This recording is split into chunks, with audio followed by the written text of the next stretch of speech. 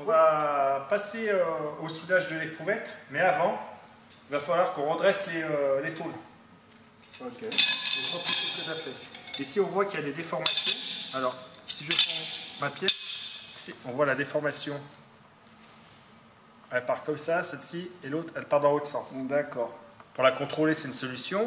Une deuxième, c'est que tu fais, si tu es, moi je ferme mon œil gauche, je regarde ma déformation et je vois que ma pièce, elle part dans ce sens-là. D'accord. Tu regardes, tu contrôles. Ah oui, tout à fait. Okay. Autrement, tu prends une autre tôle avec une coupe droite, tu la plaques ici, et là on voit la déformation qui se fait dans le sens. Pour la redresser, il nous faut une enclume, un tas, ici, un marteau. Pour la position du marteau, il ne faut pas la prendre en haut du tas. Tu risques des tendinites. Et on n'a pas de force. On n'a pas de force. On va le prendre en bas du manche. Normalement, il y a une zone qui est repérée. D'accord.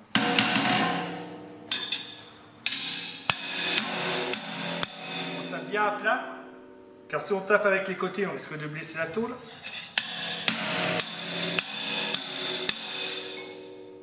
On se rend compte que ça fait du bruit. Non. On tape.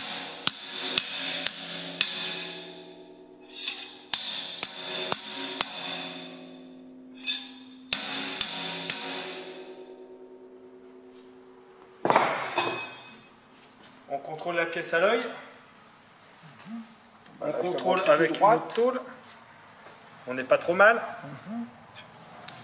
Mais on s'est rendu compte, moi, ça fait beaucoup de bruit. Et on a mis beaucoup de temps. Moi, ce que je fais, aussi de temps en temps, je prends deux tôles, de fer plat, je mets la pièce en porte-à-faux, ici. Soit tu viens appuyer, tu mets des petits coups.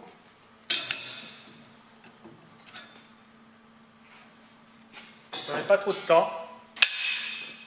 Encore un petit peu.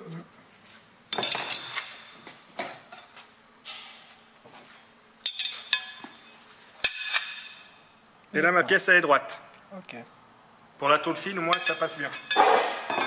Quand c'est de la tôle plus épaisse, par exemple du 10, pareil. Un porte-à-faux, on se met au milieu, on tape dessus, ça redresse beaucoup plus vite et moins de bruit. C'est bon, Pascal, je te laisse faire la dernière.